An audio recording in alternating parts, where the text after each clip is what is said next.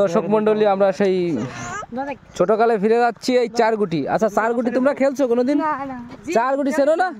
তুমি খেলছো 4 গুটি? জি জি অবশ্যই খেলেছি। তুমি 4 গুটি চেনো? বলো তো কি দিয়ে খেলতে হয়? টাকি খেজুরি হাঁকি দিয়ে খেলতে হয়। না, দুইটা ভাঙিয়ে 4টে করতে হয়। এই দেখো, এই দেখো। তা তুমি কোনোদিন খেলো নাই না? তোমরা পোলা বানা অন্য খালি মোবাইল মোবাইল। আনি তুমি কোনোদিন 4 গুটি খেলছো?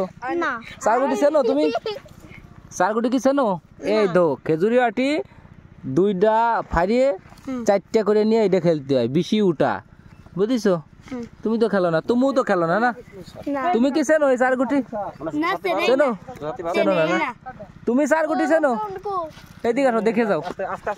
এই তো 4 গুটি, এই 4 গুটি খেলতে হয়, জানো? তুমি তো জানোই না।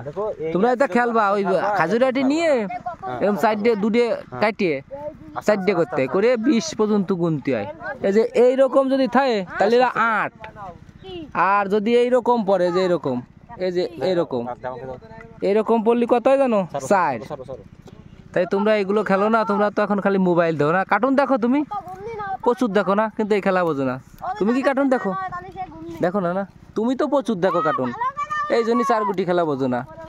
আসলে ঐতিহ্যগুলো সব হারাই যাচ্ছে। এই যে এই বুড়ো লোকগুলো যদি এই ছেলে পেলে শিখে তো তাহলে আজকে এরকম হতো না। যাই হোক, আপনারা যারা আপনার ছেলে পেলের অবশ্যই এই সবগুলো শিখাবেন। আর এই প্রচুর পরিমাণে গুন্ডি হচ্ছে, প্রচুর গুন্ডি।